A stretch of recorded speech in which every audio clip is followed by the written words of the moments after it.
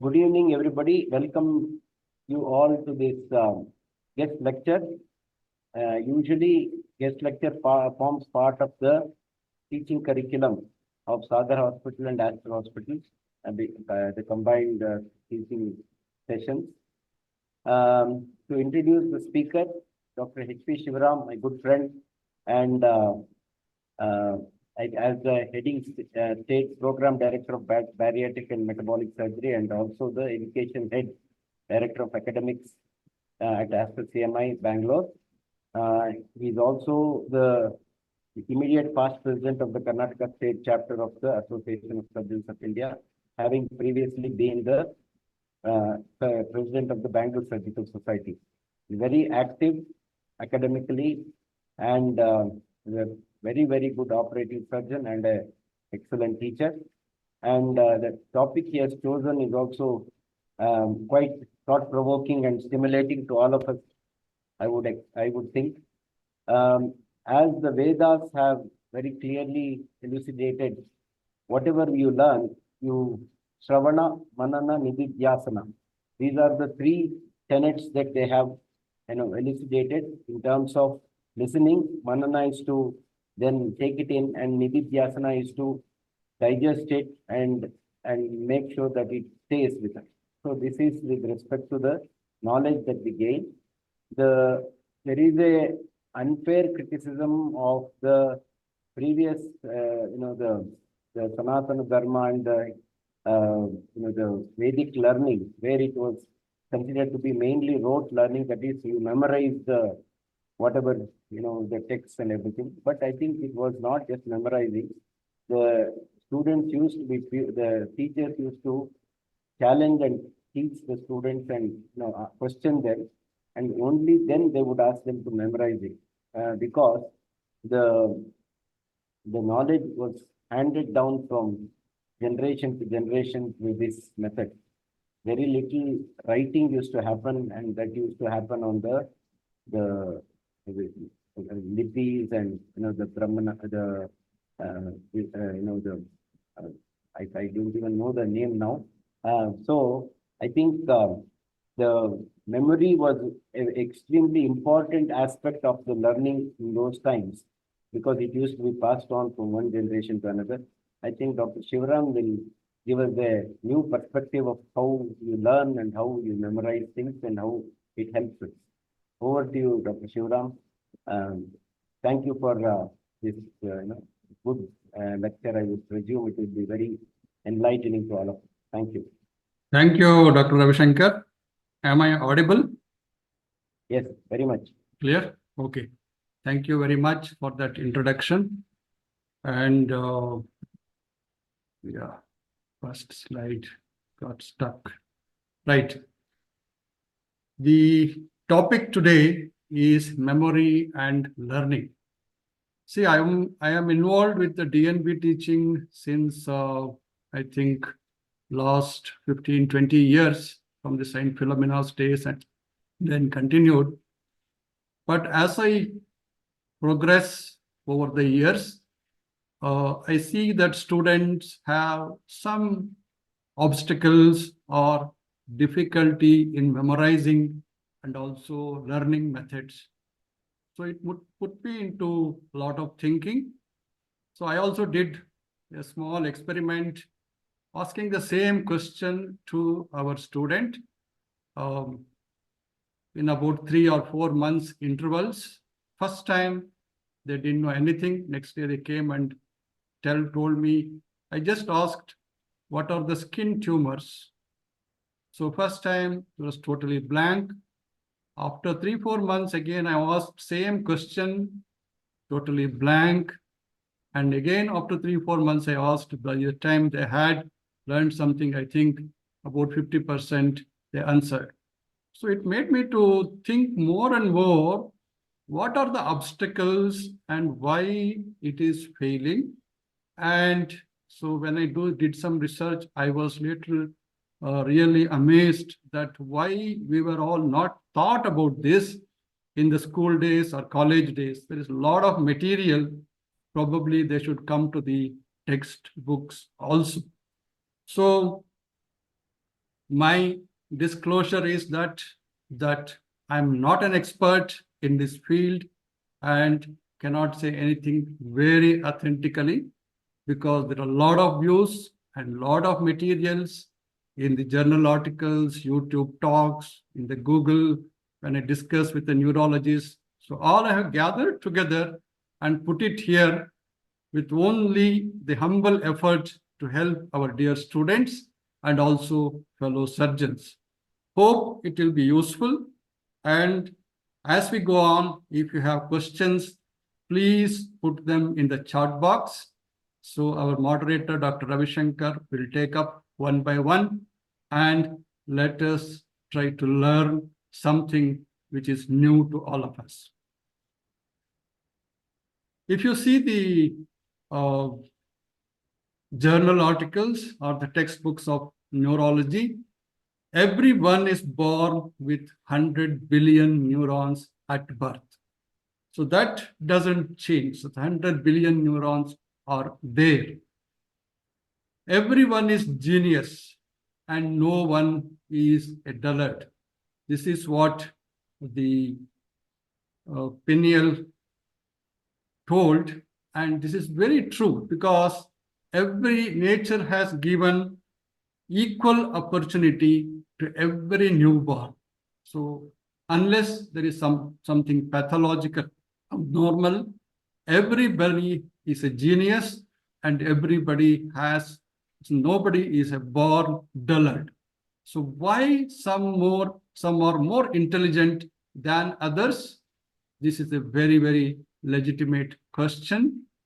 And why some people evolve into genius, very intelligent, and others stay on as mediocre? This has many reasons. The most important one is the environment where we grow and start learning and growing.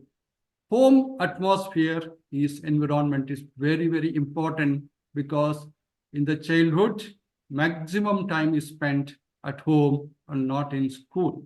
Of course, schools and colleges, environment, the teachers, they are also very, very important. And the friends and social circle, they will have a great influence on our intelligence, memory, and learning. Genetics, of course, it has influence, and experiences in life.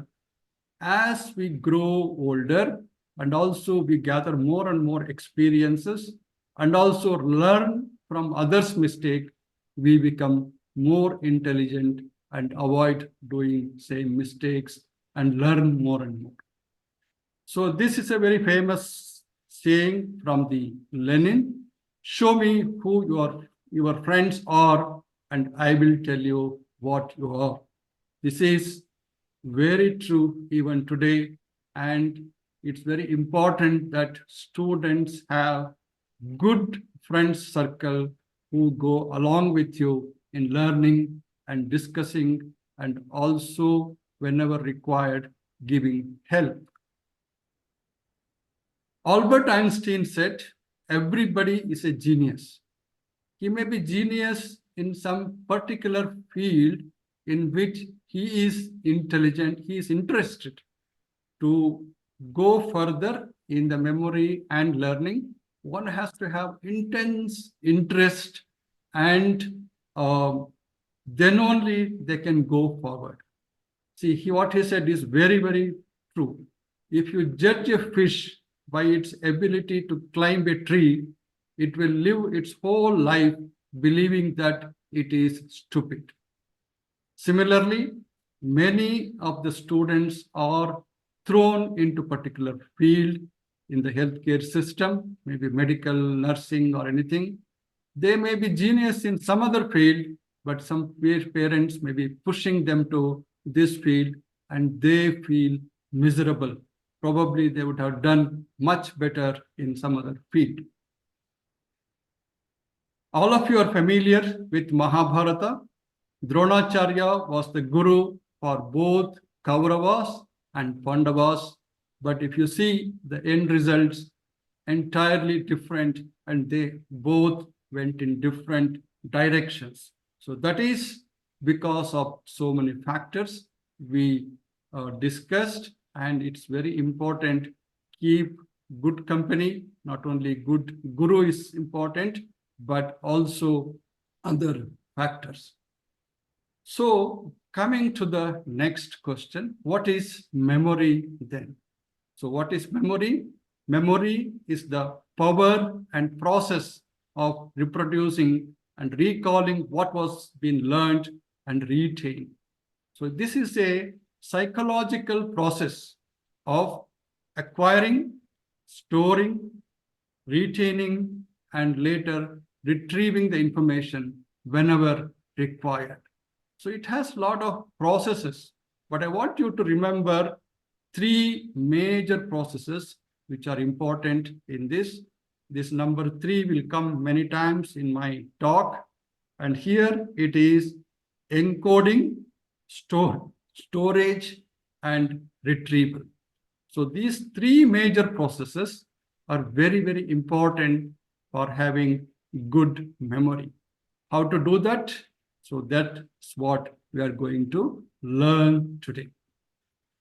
One of the important neuroanatomical aspect is the neurons. It is said and documented that there are about 200 trillion synapses in our brain. So a huge number, and the synapses and dendrites, they are very, very important part of our memory system.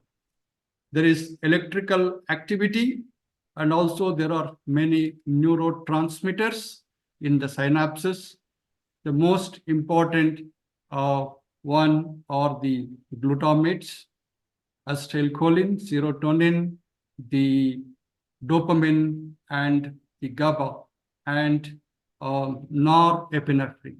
Many of these are very, very closely associated with different types of memories, and these are the ones which strengthen our memories, and they are very, very important. All of you are familiar with the human brain anatomy, which again has 3 parts: cerebrum, cerebellum, and brainstem. And human adult brain weighs about 3 pounds. If you see the representative area, this anatomy is important to us because the memory just doesn't involve one aspect. There are many, many representative areas. When we associate everything, then it becomes a good memory, whether it is speech, auditory, or the visual and sensory and the motor.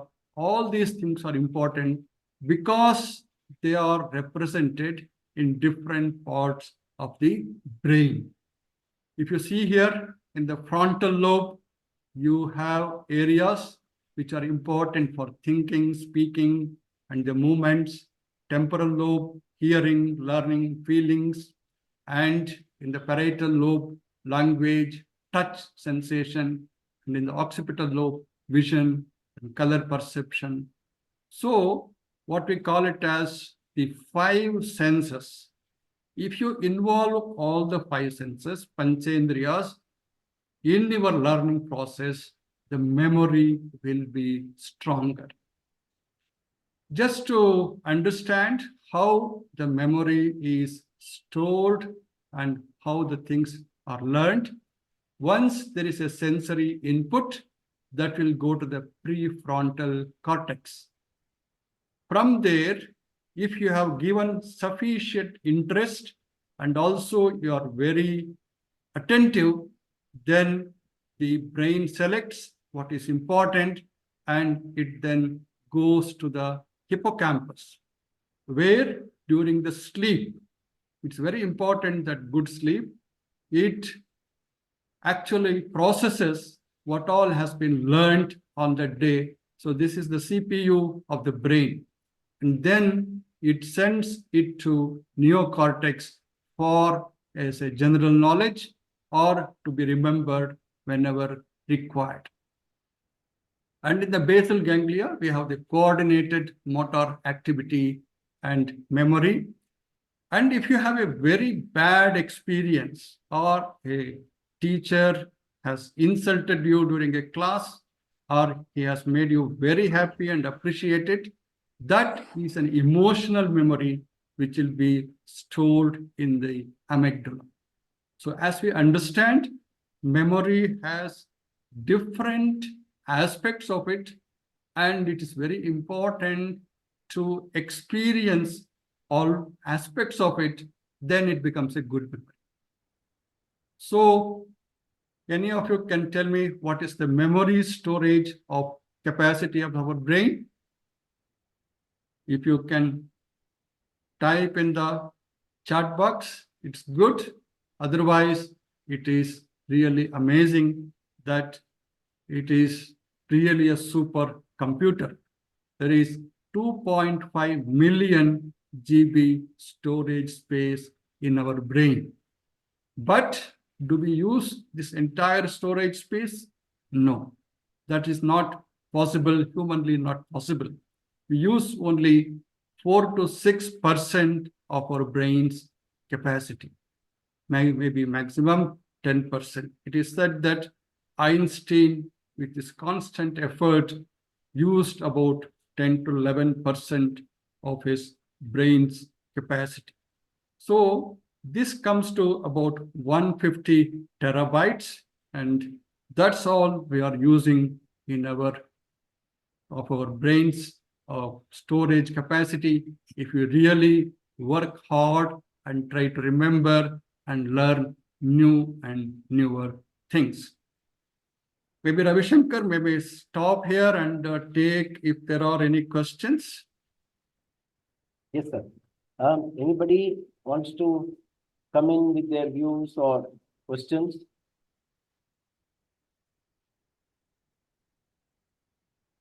Even if it is a comment, it's okay. Comment, question.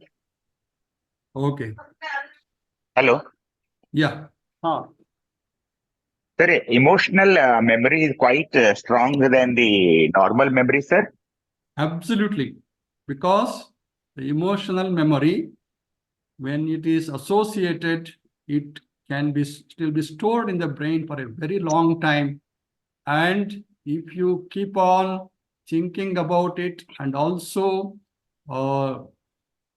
checking it on and off, it becomes a very strong memory in the long run. Okay, sir. Thank you, sir, joining Dr. Nuli, sir. So Yes, let sir. us Thank you, go sir. move on. Shivaram, sir, could you, in very simple terms, tell our students in terms of how you maximize the potential to, remember and, retain whatever Yes. they have learned? Definitely. Thank you. I will come to that step by step. Yes. Basically, I did it little bit about anatomy and physiology till now. So next, we will go to the memory actually. Again, there are 3 R's of memory. So which are the 3 R's? That is, the first and most important is registration. If you registered actually very well in your brain what you heard, what you saw, or what you listened, then only it can be retained. If you read the memory, the brain retains it properly, then only we can recall. So most important is, if you see the first process, that is the registration. So many students say that I forgot. So why you forgot? Because you didn't get it at all. You were not in the moment when you were supposed to be registering the things in your brain. So it's not the brain's fault. It's our fault that we didn't give sufficient attention and we did not register the things in the brain. If you don't register it, the brain cannot retain it. Why an emotional memory is much more? Because that gets registered very fast, and it's very strong registration occurs, then the retention, and then the recall. So the crux of the issue is, if you want to remember very properly, you be on the moment. And the process of memory is that intention, a strong desire to learn and remember. This is very important. And the next thing is the attention, as I said, observing information, concentrating on the details, mindfulness, and be on that moment. That is what is very important. That's attention. When you have registered properly, if you organize and associate that data with something, then it becomes an association memory that will again remains longer. If you want to retain the memory for a long time, there is no other thing, it is practice. Practice improves the dendrite strength and the synapses connection, so then it retains very long time. So if you want to recall whenever it is required, we have to remember by the above process. You have to teach somebody or just stand in front of the mirror and talk and give a talk and share information. Knowledge sharing and teaching is a wonderful way of recalling and remembering things. So whenever possible, just talk, give a talk, give a lecture, talk to your friend about the same topic. So process of memory involves attention. If you are given sufficient attention and think that this is very important, then only the brain selects it. Otherwise, when the encoding occurs in the night, it discards it. So it's selection process, encoding and storage, then very important if you are given sufficient importance and attention for the matter. So then only retrieval is possible in the long run. So this I want to give a little more attention, that is mindfulness, attention or registration or the selection, the state in which you are totally involved in the moment. In that moment, you have to be totally involved and be a part of the process. That is total immersion in that what is happening at that moment. You are not in the past or not in the future, but you are at that moment. That is mindfulness. So when you do this, you will have a short-term or active memory, but this has to be converted into a long-term or a passive memory. Short-term memory can be very short. Sometimes we meet people and we say good morning and ask their name. He will tell his name. But after 20 seconds, 30 seconds, you may not be able to remember his name because you have made it very casual, not made an effort to register it. So if you learn something new and practice only once or twice, the dendrite connection is very fragile and can disappear within hours, sometimes maybe within minutes also. So it's very important to strengthen your dendrite connection and the neurotransmitters in the synapses. If you learn something new, within 20 minutes, you remember only 60%. Within 24 hours, about 70% is lost.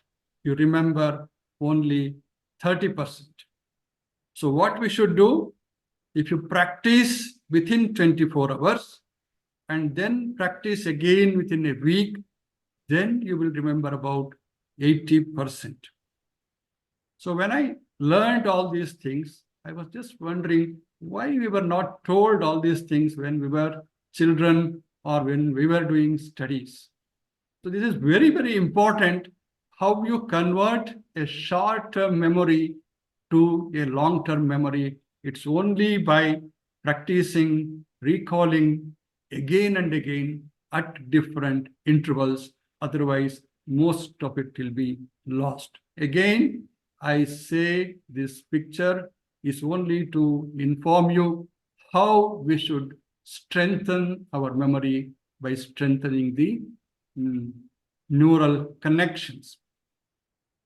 The long-term memory is the storage of information over an extended period.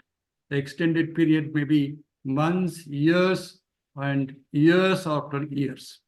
So this occurs by encoding, as I said, changing information to usable form, and it occurs at synapses. Strengthening the synapses dendrites helps information to be stored as long-term memory. So active memory, finally, it should become a passive or long-term memory. So visual things are remembered better. So that's why I'm putting this. You make a sensory input, it becomes a short-term or a sensory memory. If you are given sufficient attention to that, it gets registered and it becomes a working memory for a few days or so. But if you rehearse it, if you practice it, if you try to maintain that memory, then encoding occurs and it gets long-term memory. Even the long-term memory requires to be recycled, or retrieval has to be occurred, then it becomes short-term memory. Again, you practice encoding long-term memory. So this is the chain of events which is very important for learning process, that we keep recalling it, retrieving it at intervals so that it becomes a permanent memory. Memory retrieval also has different parts. So sometimes we wonder that we remember everything, but we may not be true. Recalling is a part of the memory retrieval, like you just fill in the blank. It's a recall. You have to recall it. Recollection is, that is, you answer in the essay form in the examination, writing an answer. And in the MCQs, where there are multiple choice questions, it is the recognition, which is another form of retrieval. But all these to be active, and you should be able to retrieve whenever required, you should be relearning on and on. The learning process is a continuous one and the lifelong one, and many of the things we have to relearn and practice it, and then only it becomes the permanent memory. So after learning something about memory, so now let us see what is forgetting. I said why we forget. Inability to recall a learned topic or inability to recognize a seen object. So that is, we call it as forgetting. Forgetting is natural. It's a natural process of the brain, but sometimes it can be intentional also. If you have a bad incident or something, you don't want to remember it, we may willfully suppress it by giving more importance to other aspects, so that the brain selects other things and tries to forget what is a bad memory. So if you want to, if something forgets, that means the content was not good. If you don't remember anything I told this talk, that means the content of this talk is useless, meaningless, or it may not be interesting to you at all. Time lapse, not recalled or practiced for a long time. Again, we forget. Learning methods may be wrong. Some of the learning methods, if you have adopted, they're not good at all. Or if you learned something in an anxiety, that is again enhances forgetting. But then remember that there are some mental illnesses or addictions sometimes. So Alzheimer's, dementia, these are all pathological states where we do not remember at all. So forgetting is a natural process, something it can be age-related memory loss also. Age-related memory loss is common. There is nothing to get afraid of it or worry about it, because the hippocampus function deteriorates with age to some extent. Hormones and proteins, again, which are important in the brain, the decline can occur with age. And all of us know that as the age advances, the blood flow to the brain also decreases. It is said by about the age 70, adult brain has lost about 10% of the cerebral cortex. So it is natural, and age-related memory loss is very well known. There are a lot of exercises or the methods where you can decrease age-related memory loss or improve the memory also. There is an excellent book, The Benefits of Not Remembering or Forgetting. It's important that we cannot remember everything what we do in the day and whatever we learned. So forgetting is the method of decluttering the brain. So brain's method of keeping the brain healthy and keeping the memory, and which allows us to think better, make better decisions, and more creative, is forgetting some of the things which are not very important. So it allows us to see the forest through the trees. So that is what is wisdom. So this was something about the memory and types of memory and also how to strengthen it. So any questions at this stage? Shivaram, are you addressing methods by which age-related memory loss can be addressed and minimized? Very useful for guys like me. Correct. But I'm not addressing that particularly because a lot of students are here. So when the time comes, anyway, definitely they will learn. And for you and me and all, it is definitely, we can look into that in the different, I may not address this much in this talks. Any questions from the students?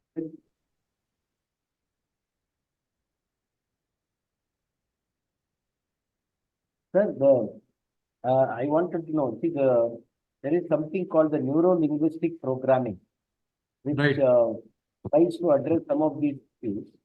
And they concentrate on two things. One is conscious state or conscious memory and the subconscious memory. Right. So, is there any light that you can throw on this? Yes. I will explain it. I will come to that. I'll come to Okay. that subconscious memory. Yes, sir. Okay, definitely. Yeah. So let us go to memorizing methods or the learning methods. So this is very, very interesting because you try to remember something and your learning methods are not correct, then it may not be retained for a long time. So that's why, as Dr. Ravi Shankar said, we all can teach you, we can make you read everything, students, but ultimately at the exam, it is you who are going to write and who are going to answer the question. So for this, it's very important to, whenever you learn something, contemplate about it, meditate about it, reflect about it, and that is called swadhyaya or self-learning. You gain all the knowledge, but ultimately it has to be sustained and continuous learning only by swadhyaya. So this is given very important. See, if you see after the post-graduation occurs, there are a lot of teachers who are updated. Like if you take Lakshman or Dr. Ravi Shankar and so many others, Ramakrishna, so I can name many of them, they are still learning and they are doing every day some reading that is called Swadhyaya. So every day reading habit or continuous learning is very, very important if you want to remember and progress. Otherwise, the brain deteriorates and what we have learned during our MS days, it remains there only. Progress is not possible. So this, I feel, is very, very important for every person to involve himself in the learning process and continue it lifelong. There are many methods. So some of the methods I will just explain here. The peg word memory system, many of you know that, where we associate between two concrete objects. If you have gone to UK or in some of our older houses also, these pegs are there as soon as you enter the house, where you can hang your coat or umbrella or some clothes like this. So this is what happens when you want to associate or put your memory along with something. So whether it can be mnemonic, rhyming, alphabets, or visualization. Nobody can remember all the colors of rainbow unless how it is arranged: red, orange, yellow, green, blue, and finally violet. That's only possible if you have made some association like Vibgyor, or if you have the numbers, you have some rhyming. 1 is a gun, 2 is a shoe, like this. So visualization is important, rhyming, mnemonics, and in the medical anatomy and all, we have learned a lot of mnemonics. Similarly, we can create very, very funny mnemonics to remember, even when you are doing your post-graduation. Also, the carpal bones are very easily remembered with this little funny words. You can say, she looks too pretty, try to catch her. So all the carpal bones of the 2 rows are easily remembered and you will never forget. Coming to the learning, other techniques, students, you should plan from the day 1, collect all your study material. It's very important that even after 6 months, we see that you have not collected the important books or study material, what is required, and not dividing your time accordingly, and there is no timetable. Timetable is very important from the day 1 how you study, and also we have the logbook which has to be entered every day, so that when you glance it after a month or 2 months, you know what has happened, what has been lacunae, what has been to be improved, everything.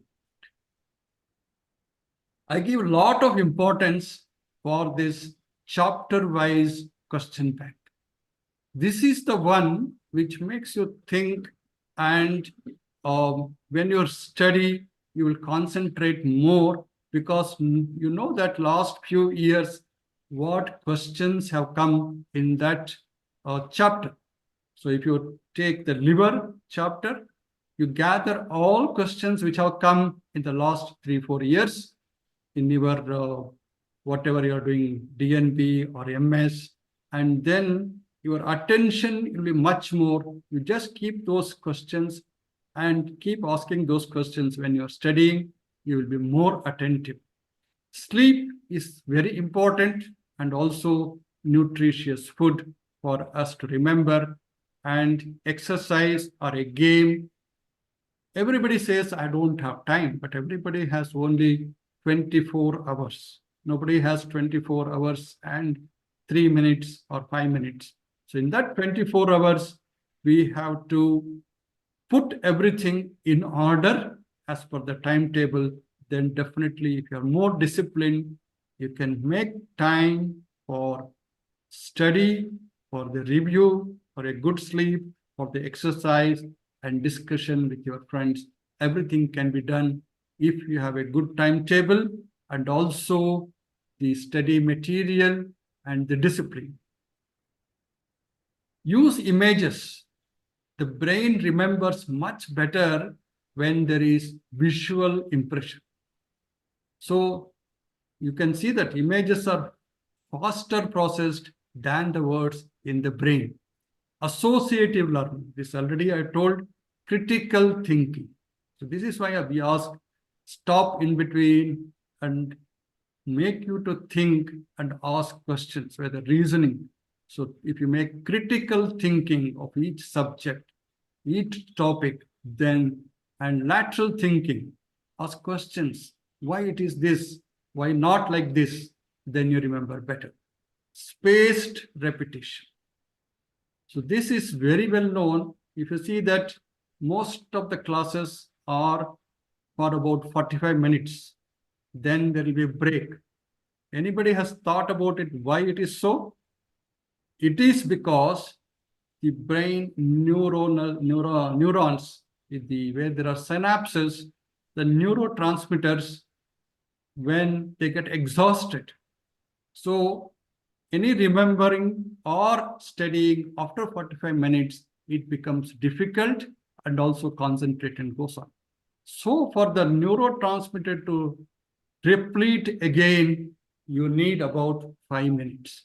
So that's why if you are studying, study for about 45 minutes, take a break, to have a cup of tea or speak to your mother, sister, or somebody, or a friend, and again start studying. So by that time, your brain is again fresh and ready to take more materials. Make short notes. So draw tables, diagrams. If they are more colorful, you'll remember much better. So notes means you can't tell your sister or mother or somebody to write for you. It should be in your own handwriting. Then only you will remember better. Why? I will tell you again. Teach someone about what you have learned. This is the best method of remembering it for a long time. If I am teaching this class today, it is me who is most benefited because I have gathered so much information, put so much thought about it, and also I have typed all these things myself. Place of study, again, is very important. You have to see where you get maximum attention. If you see many people go to the library and study, some people study at home, some people go to park and study, some people may be very comfortable studying under a tree. It all individual, where you get maximum attention and maximum immersion. That's where you have to study. This is again formula SQ3R. Most important is what you are studying. Just don't jump into the chapter. Survey the chapter, survey the book, pre-reading, question bank of that chapter. I already told. And then after you read, recite, remember again, and then review. So that's the way to read, and not just starting from the first word to the end of the chapter. You have to take break, recite, review, and then read. So these 3 R's are important. So survey the chapter, question banks of the chapter should be there, and keep questioning and then repeat. Studying or reading is not a single step. It's a multi-step process. So I will tell you why. If you have a book, first thing you have to read is the preview, the book itself. Who has written this book? What is the background of that person? When it was published? Whether this book is the recent one or I am just reading a very old knowledge? And what other people have said about this book?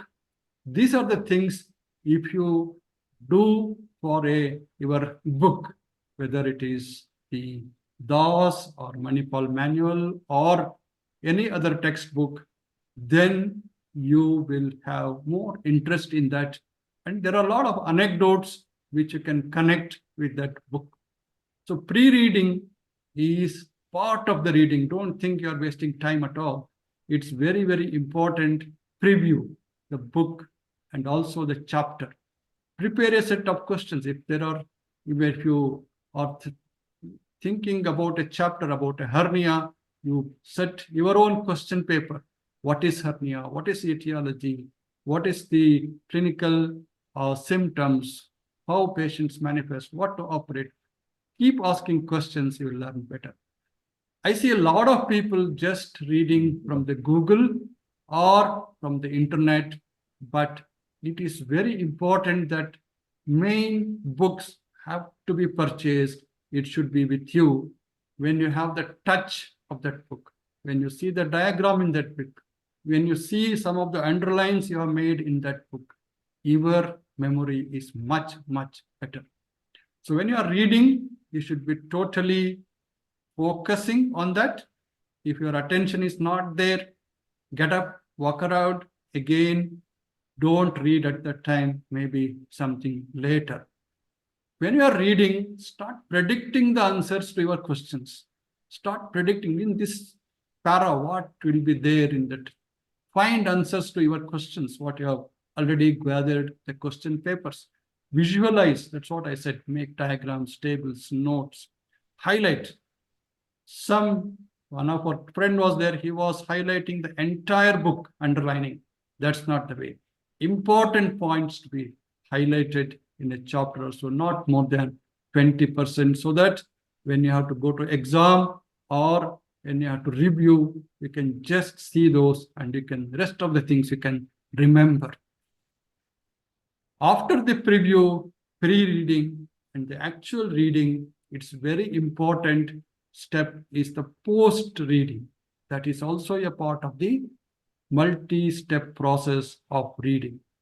Post-reading is very important for the long-term memory to strengthen your dendrites and synapses. You have to recount it, you have to recall it, tell somebody else, one of your friend, or you can recall loudly, and also group study is also a good method in this. So reviewing periodically is very, very important. For that, you should cultivate a habit of reading daily. This is the most lacking thing nowadays, that daily reading habit is going.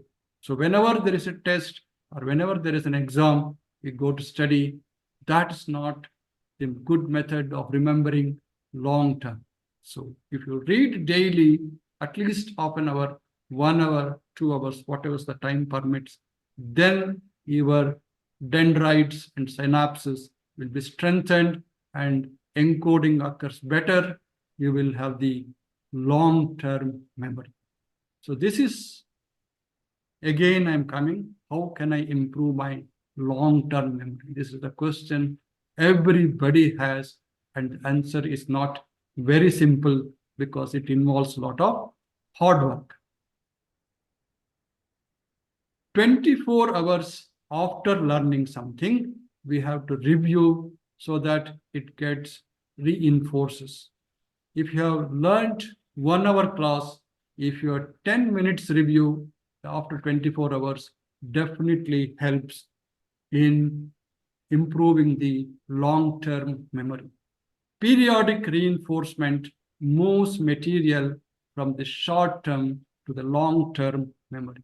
This is a very important process, that we move our important knowledge from the short-term to the long-term memory. For that, we have to do periodic reinforcement. So other things are also very important. As I said, exercise, sleep, and the nutritious food. Don't neglect your health. Better you check once a year or so, especially the B12, vitamin D, hemoglobin, and the cognitive training strengthen your memory skills. So cognitive training, anyway, definitely when you are doing your post-graduation, it happens. So this is just to give a vision to you, pictures of how to improve memory, exercise, healthy nutrition, sleep. Don't neglect all those things. This is very, very important part of memory because, as I said, in the brain, there are different representative areas in the brain, whether it is vision, hearing, smell, taste. I've also added a teach for your tongue, and touch. When you make all these efforts, if you are seeing a patient, you will be seeing, hearing the patient's story, and if there is something to smell, taste, or teach, touch, every organ, that panchendriyas, the five senses, if they are involved in your learning process, your memory will be much stronger and it will be long term. When I was doing post-graduation, we had Professor Krishnan. When we said IND and pus is removed, first thing he used to ask us, what was the color? And second thing he used to ask, what is the smell? And he used to say, this is the antibiotic you have to give. So that is the way those people used to learn, but that art is gradually going. If you don't see the color of the pus, we hesitate to smell it. There are a lot of things which color is associated with the bacteria or the anchovies of pus, and you have smelled a very bad smell of sebaceous cyst or a hidradenitis suppurativa. If you smell it, or if you have seen the color, like the green color of this Pseudomonas, you will never forget these things. So involve all your sensory organs in your learning process. So this is how we remember. We remember 10% of what we read. Remember 20% of what we hear and 30% of what we see or vision, and 50% of what we see and hear, we remember. 70% of what we teach, what we recite, what we talk to others and discuss, then we remember. And 90% of what we say and do. If you see a lot of surgeons, while they are operating, they keep asking questions to you, or they'll be simply narrating the steps or telling the anatomy. So that is because they also want to remember, and they are doing it and also saying it, and newer things will come. That's how the memory process happens, and that's how we remember. I'm sure henceforth you will be more attentive and involve all your sensory organs in your learning process. Dr. Ravi Shankar mentioned this, that rote learning. This is not for everything. This is the process of memorizing information, or what we say as by heart, by repetition. Some of the things we have to do is like the multiplication table, alphabets and numbers, A, B, C, D, all the things we learned by rote learning. Then some of the religious texts in all the religions, if you want to remember, that has to be rote learning. And also definitions. You can't change the definition of certain things, whether it is acute pancreatitis or the inflammation or the hernia. What is hernia? Definition is fixed, which has to be by-hearted and learned. Advantages of this method is the quick recall. You can recall at any time because you have practiced, rehearsed it many times, and this is the long-term memory, and it is reproducible. There is nothing wrong in this type of learning of some of the things, but not everything. There is flashcard technique. When you are preparing the study for the exams or something, you can make flashcards. At one side, there is just a prompt, but on the other side, there are all the details written about it. It may be the triangles of neck, or the carpal bones, or the steps of a surgery. It can be small note cards. Flashcard technique is another way of the learning method, important things. There is another way, that is the intensive and critical learning. So this is, I have found it very useful during my post-graduation days. That means you dedicate 1 or 2 or 3 weeks, whichever is suitable to you for a topic. I could say example is thyroid. You also make a partnership with one of your friends in this learning process. So you study everything about this topic in those 10 days or 15 days, and don't study anything else. You study the anatomy, physiology, diseases, journals, question bank, recent advances, everything about this topic, and discuss with your friend.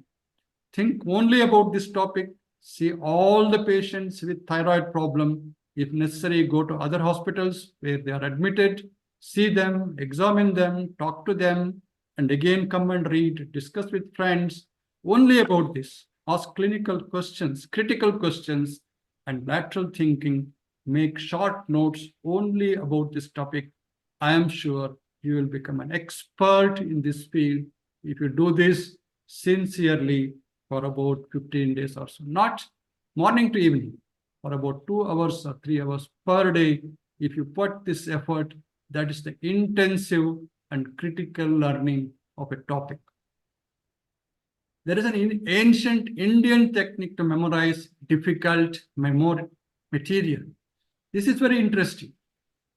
First step is write the target material in your own handwriting, in a short paper or so. So that is your material which you want to remember for long and learn. Second step is read this material 10 times with full focus immediately just before going to sleep. You can wash your face or get ready, and before going to sleep, read this material and keep this material nearby, maybe under the pillow while sleeping.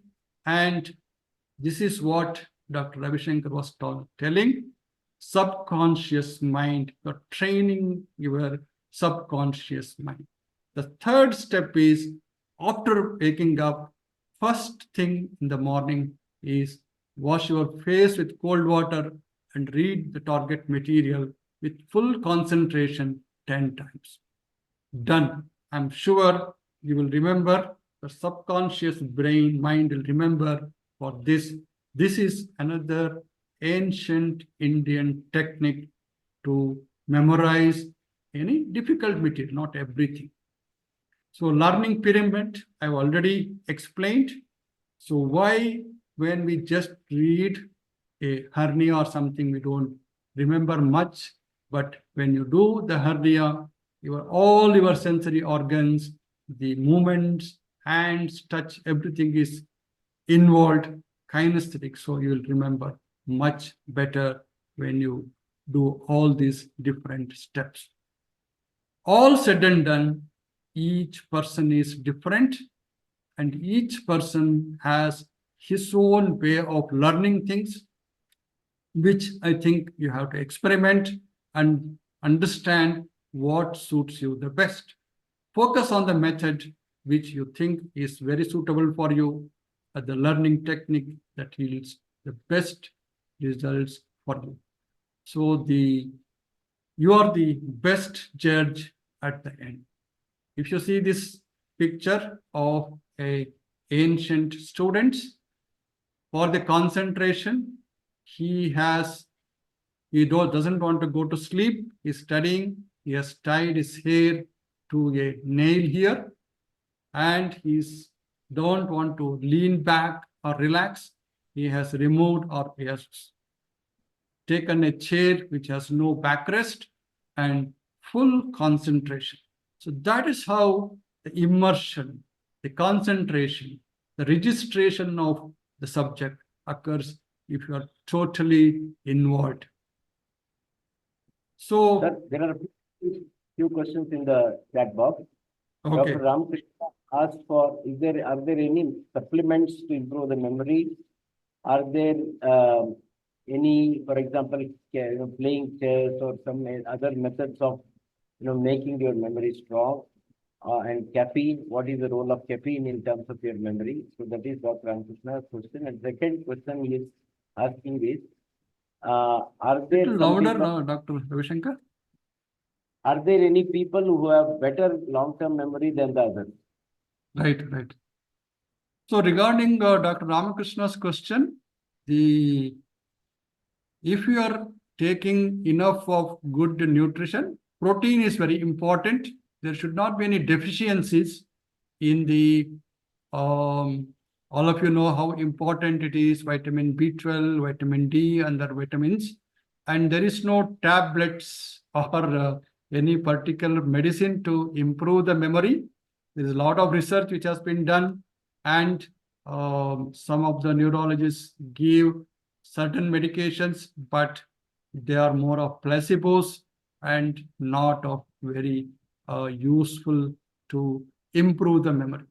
To improve the memory is that you do good exercise, good sleep, good nutritious food. They are very important. All the books, journals say that good sleep is important, good nutrition, and daily exercise at least 1 hour per day. They all improve our memory. That is. Sangamesh asked, is night reading better than the day reading? That is entirely left to you. But what I can say is the sleep rhythm should not be disturbed. So if you see the rhythmic daily rhythms, the sleep is very important part, and that is possible during the dark. So that has, again, you know that the hormones which secrete and gives good sleep. Good sleep is very important for the long-term memory and also for the brain to process what is learned during daytime and push them into encoding and to the retention. So if you study the entire night and sleep during day, it may not be the good idea. At least 6 to 8 hours of good sleep during the darkness is important. And Dr. Nagaraj Rao asked, what is the role of lymphatics in memory or effect of laughing on memory? Very good question. Lymphatics, I have not, lymphatics, no, Ravishankar? Lymphatics, I didn't know what it is. Yeah. Dr. Nagaraj, It's I called think good mood. lymphatics. Pardon? It's called lymphatics. Okay. It is a process of, to put it very in common terms, the brain cleaning itself and getting rid of the rubbish. Right, right. No, I'm not aware of it about it. sir, can Dr. answer the question, sir? Effect of lymphatics on memory and effect of laughing on memory. Laughing is what he's telling is to be in a good mood, and laughter is the best medicine, we say, very important. But I'm not very sure whether it improves the memory, but overall, it's a good medicine. It's a good tonic. About lymphatics, I will also read through that. If somebody has more information on that, please come forward. I've just heard about it. Perhaps Nagaraj Rao knows more about it, but I've just heard about what lymphatics is. Right. It's a process of cleaning the brain, and I only know that it occurs best during sleep. So that reinforces the point you have been making, that you must have a good and uninterrupted sleep. Correct. So, Dr. Shanai, good evening, sir. Your comments on the talk, and are there any comments or questions? Yeah, thank you, Dr. Ravishankar. Am I audible? Yes, sir. Yes, sir. Sorry, I joined a little late. Firstly, I should appreciate such a beautiful talk by Dr. Shivaram. Okay, firstly, because he has, I think, uh, every point he has highlighted, starting from how will you join, how will you select a book, and how to read, and everything. I have just a few things to make up that. First and foremost is I believe that every postgraduate, wherever he is studying, doesn't matter, irrespective of the college and irrespective of the situation. The first thing he has joined and taken up this, I believe it's a surgery postgraduate's target. So it should have that first attitude to, that I have taken up this surgery, so I should work and I should learn and I should study. Because this 3 years of this program of studies and learning, if you ask me, because I am the one person I have never studied later when I say for the super specialization, everything, you will never be able to really retain to that level of what you really study in this 3 years of period, number one. So the first thing is that attitude. Apart from the basic books, whatever he mentioned, after that, let them go for, that monograms like thing, which we have read. Everybody says now that in their mobiles and iPads and everything, every book is available, actually speaking. Every book they have. But as he said that, reading of the Google has gives a little bit of superficial knowledge. That is what is happening now. Now, next important thing is that apart from the various methods which have been learned, which have been mentioned, learning all these shortcuts, everything, mnemonics, pearls of wisdom, tables, algorithms, visuals. One of the important area which, as far the postgraduates are concerned, is the word work. You know what I tell the postgraduates: day one of your joining, whatever you have a problem, just he mentioned those flashcards, like that. That's how you start learning and memorizing and memorizing and memorizing. So memorization, the best way is to work and repeat and repeat. The repetition mode, of course, he has mentioned several ways. Reading more, night reading, morning reading, telling to others, and all that things. So these are few of the things which I think postgraduates should learn, aim. But rest of the things like uh, meditation, be complex, then all this physical exercise, nutrition. I am not looking at that direction. What I'm trying to tell is at this stage for the postgraduate, these are the fundamental. Thank you, Dr. Shivaram and Ravi Shankar, for giving this opportunity. Thank you, sir. Very nice, very well said. So actually, when I first meet our student, the first thing I tell them is, nobody has held a gun to your head and told you to become a surgeon. You have become a surgeon on your own choice and volition. So make the most of it. Give your heart and soul to it. Put all the passion you have and learn. So that is, I think, what Dr. Chennai said also. Dr. Lakshman sir, your comment, sir. Hearty congratulations, I think, on very succinct, scientifically very valid, and a very useful talk on an important subject. A lot of things that Shivaram has said are actually practically applied in teaching and learning methods in many institutions. I would just like to highlight a few of those to our students so that they appreciate many things that they may be experiencing every day, but they may not realize the scientific basis behind it.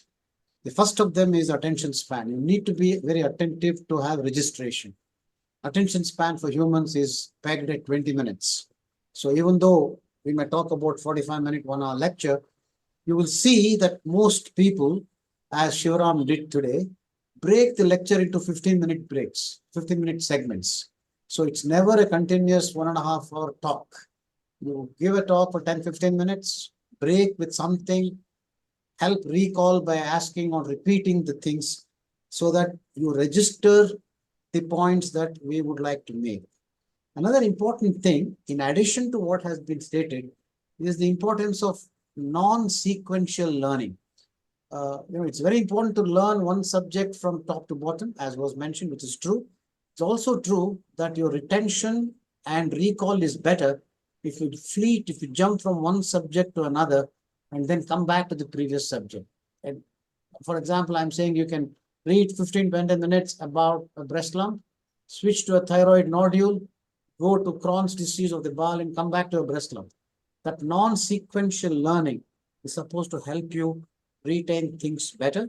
And a point that was very clearly made, and which unfortunately the mistake that many of our students do is this copy-paste business, particularly after the computers have come into teaching.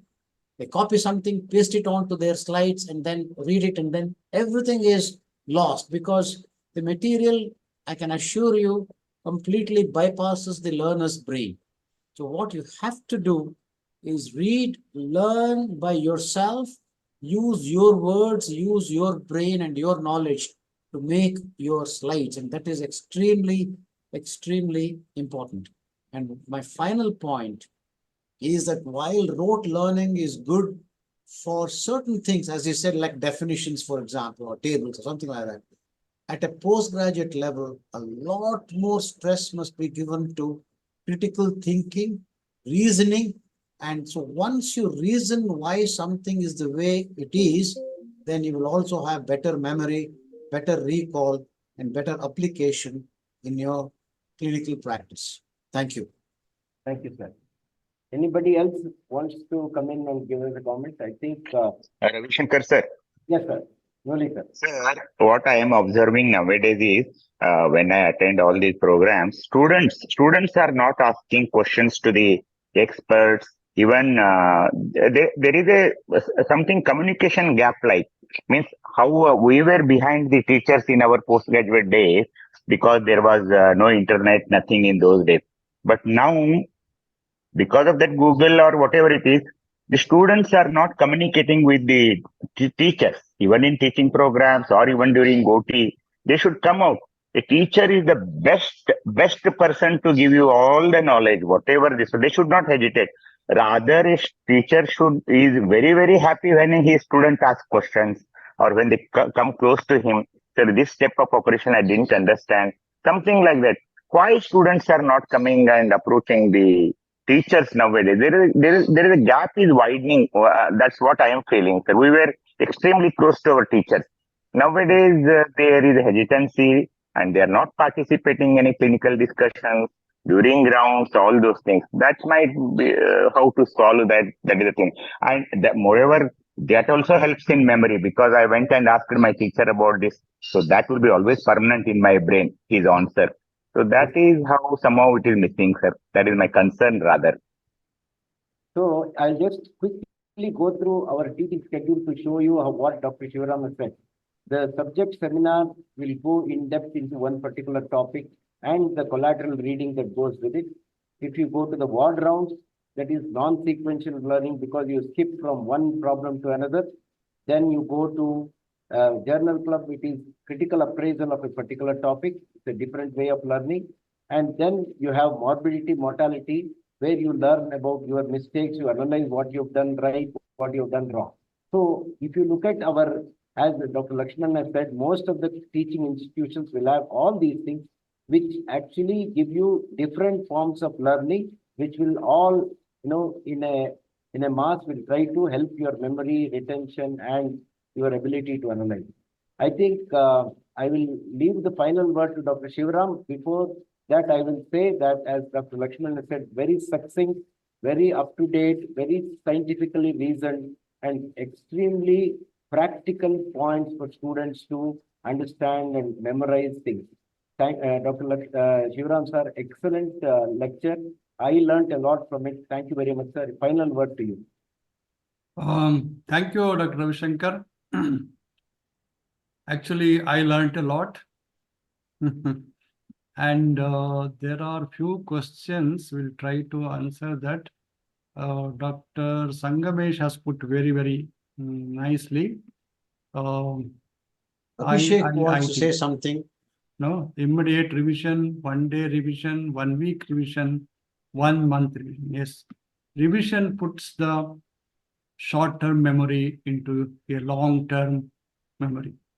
So some people have innate long-term memory better than yes, that is genetic and definitely there. Night reading or morning reading, there is a popular belief that eating an overnight soaked almond first thing in the morning, it improves memory.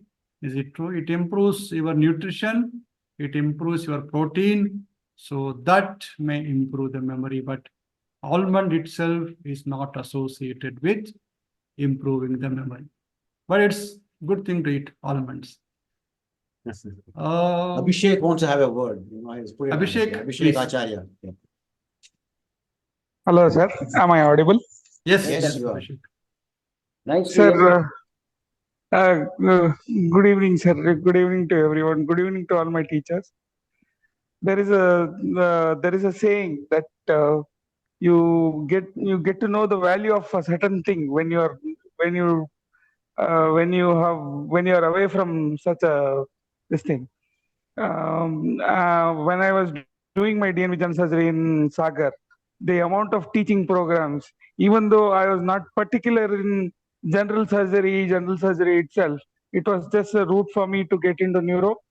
But the amount of training I got in Sagar, the way the all the teaching programs were designed, it is particularly astonishing, and I wouldn't get that even now in many of the great government colleges. That is one.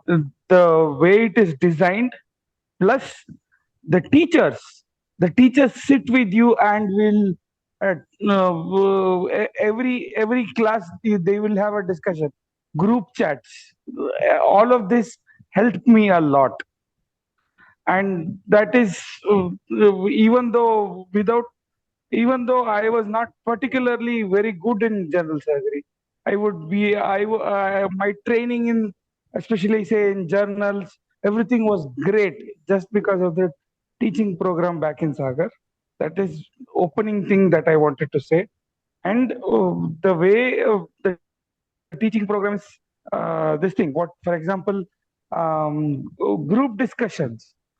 We take a particular topic, everyone reads up a little bit about it, and there is a group discussion happening. That gives a better this thing. So mainly, what I would want to tell you is passion for the subject and a particular teaching environment is the most important for learning. Thank you, sir. Thank you, Abhishek. Thank you, Abhishek. Thank you. Thank you, Abhishek. Undoubtedly, Sagar hospital teaching is one of the best in the country, and the students coming out are very, very lucky. That's because of the dedicated teachers, and we all congratulate them and appreciate their efforts in furthering the knowledge of the students. Definitely, it's a great effort. Thank you. Thank you. So final word, Dr. Lakshman sir. No, really, I think we've had a very, very useful session.